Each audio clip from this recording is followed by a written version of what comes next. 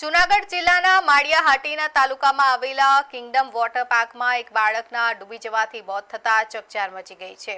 Water પાર્કના માલિકે આ ઘટના રિસેસ દરમિયાન બની હોવાની સ્પષ્ટતા કરી છે, પરંતુ રિસેસના સમયે ત્યાં કોઈ સિક્યોરિટી કે લાઇફગાર્ડ હાજર ન હોવાના કારણે સંચાલકોની ઘોર બેદરકારી સામે આવી છે। આ અકસ્માત બાદ વોટર પાર્કની જમીન સરકારી ગોચર હોવાના આક્ષેપો સાથે રાઇડ્સની મંજૂરી, પરફોર્મન્સ લાયસન્સ અને બિનખેતી સહિતની વહીવટી મંજૂરીઓ સામે પણ અનેક સવાલો ઉઠ્યા છે। હાલમાં સ્થાનિકો દ્વારા સમગ્ર મામલે બાળકના મોતની જવાબદારી નક્કી કરવા અને વોટર પાર્કની તમામ મંજૂરીઓની ઉચ્ચ સ્તરીય તપાસ કરવાની માંગ બની રહી છે।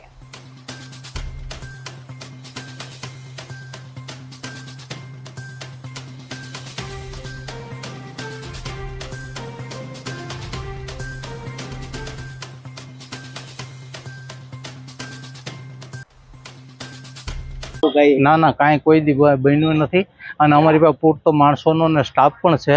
પણ વસ્તુ એવી છે કે આ પુલ એ ચાલુ કરવાનો સમય જ નથી। સમય છે એ 12:30 થી 1નો છે અને બપોર પછી 3:30 થી 4 વાગ્યાનો છે।